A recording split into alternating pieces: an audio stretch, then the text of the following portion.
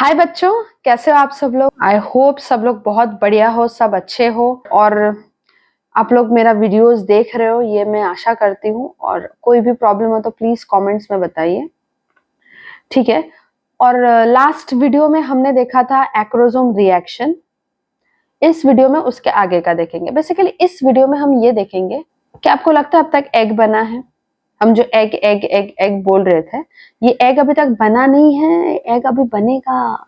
Egg कब बनता है पता है? जब स्पर्म का न्यूक्लियस अंदर जाएगा तभी एग बनेगा।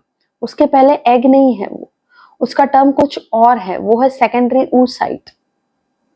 क्या है सेकेंडरी oocyte? चलो देखते हैं। तो बेसिकली हम अब देखेंगे कि एग कैसे बन रहा है। तो मैं फटाफट से सेकेंडरी oocyte का स्ट्रक्चर ड्रॉ कर लेती हूँ। ये है जोना पेल्यूसिडा, उसके ऊपर क्या होता है? कोरोना रेडिएटा का लेयर। मेरे नाम का प्याला भर के बरसातों में पी लेना, बाबा मैं तो रहा नहीं, तू मेरी जवानी जी लेना। इतना खूबसूरत ये सॉन्ग है ना। वो मिट्टी के बेटे और लिखा है मनोज मुंतशिर ने। Very beautiful song. ठीक है, ये कोरोना रेडिएटा, इसके अंदर एग का न्यूक्लियस ड्रॉ कर लेते हैं। नाम भी लिख देती हूँ, कोरोना रेडिएटा। फिर है जोना पेल्यूसिडा,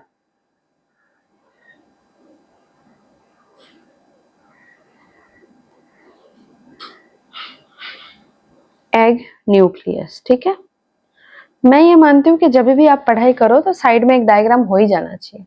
अपने नोट्स के लिए, अपने रफ्यूज के लिए डायग्राम्स हमें बहुत हेल्प करता है। एक तो डायग्राम से हमें खुद को याद होता है, डायग्राम से हम कुछ भी भूल भी जाए तो डायग्राम से हम ठोक सकते हैं, हम लिख सकते हैं डायग्राम से।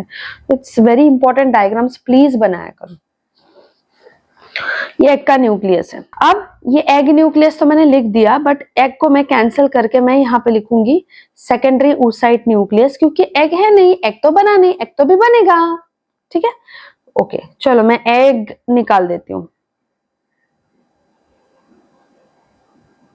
Secondary oocyte nucleus, right. अब यहाँ पे आएगा स्पर्म का न्यूक्लियस। स्पर्म का न्यूक्लियस ड्रॉ करती हूँ। एग के साइटोप्लाज्म, सॉरी अब तक एग बना नहीं, ये सेकेंडरी oocyte का साइटोप्लाज्म है। सेकेंडरी oocyte के साइटोप्लाज्म में ये आ गया स्पर्म का न्यूक्लियस।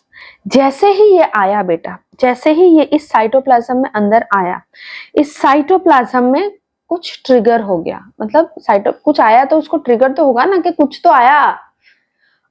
अब क्या होगा? मियोसिस टू कंप्लीट होगा। मैंने आपको बताया था कि मियोसिस टू कंप्लीट नहीं हुआ, वो जो अपना सेकेंडरी oocyte है वो एक फेज पे अरेस्ट हो जाता है, मियोसिस टू कंप्लीट नहीं होता।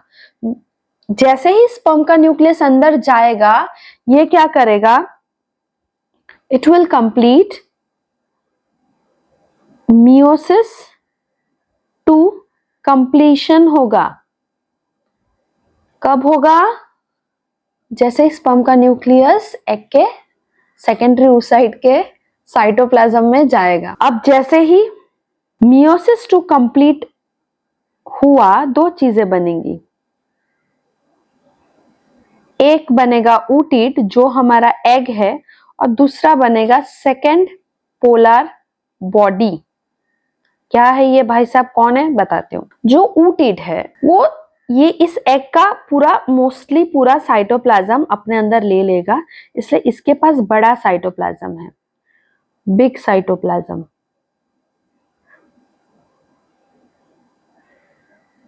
और सेकेंड पोलर बॉडी के पास स्मॉल साइटोप्लाज्म। oocyte मतलब अपना एग है, अब एग बन गया है, मियोसिस टू कंप्लीट हो गया है और एग बन गया है। याद रखना, भूलना नहीं। Very good.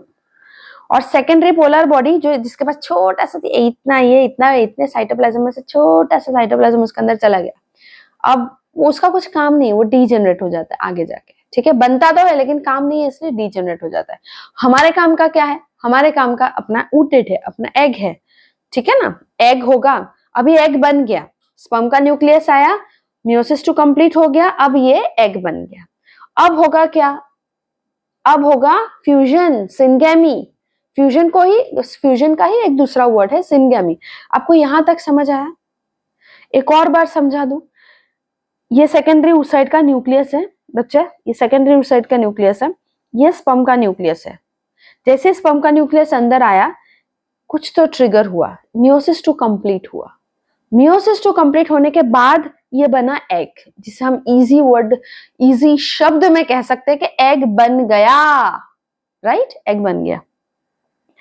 और एक और चीज बना, सिर्फ एग नहीं बनता है, सिर्फ एग नहीं बनता है, बनता तो एग भी है और सेकेंड पोलर बॉडी भी है, बट एग जो है वो हमारे काम का है, सेकेंड पोलर बॉडी डीजेनरेट हो जाएगा, ठीक है, इतना क्लियर है। अब एग बन गया, अब हम इसे कह सकते हैं एग का न्यूक्लियस, राइट, इतना क्लियर है। अब नेक्स्ट चीज बताती हूँ, ये सेकेंडरी oocyte न्यूक्लियस में कैंसिल करके एग न्यूक्लियस लिख देती हूँ, एग न्यूक्लियस, ठीक है, करेक्ट है। अब क्या होगा, फ्यूजन होगा, दोनों न्यूक्लियस एक दूसरे में फ्यूजन करेंगे। फ्यूजन को ही हम क्या बोलेंगे, सिनगैमी, क्या बोलेंगे, सिनगैमी। तो फ्यूजन ड्रॉ कर लेते हैं। मिट्टी के बेटे जो वापस न लौटे, जो वापस न लौटे, वो मिट्टी के बेटे, वो मिट्टी के बेटे, वापस न लौटे। वो फ्यूजन दिखाने की मैंने कोशिश की है।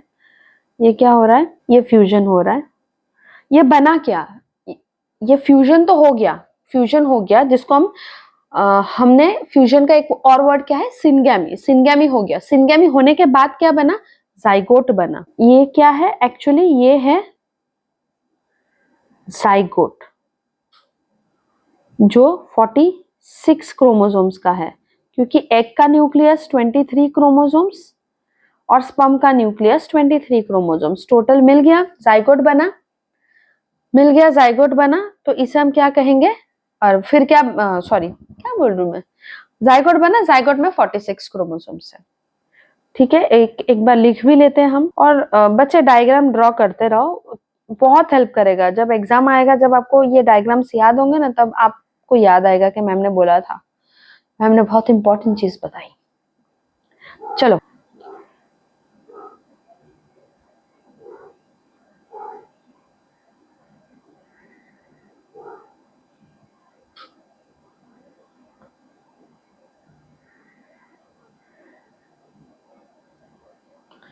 फ्यूजन और सिनगैमी होके क्या बना,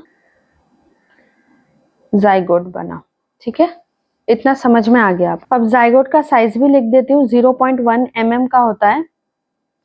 और जाइगोट में पूरा जेनेटिक इंफॉर्मेशन होता है, eye colour, height, hair colour, सब कुछ जाइगोट में होता है, क्योंकि उसी को वही बड़ा होगा ना, उसके अंदर अब अलग अलग डिविजन्स होंगे, वो बड़ा हो रहा है लेकिन उसमें डिविजन्स होंगे, ठीक है। वो कैसा होगा, क्या होगा, वो मैं बताती हूँ। तो मतलब जाइगोट 0.1 mm का है, और जाइगोट में पूरा जेनेटिक मटेरियल रहता है। यहाँ लिख देते हैं, कंटेन्स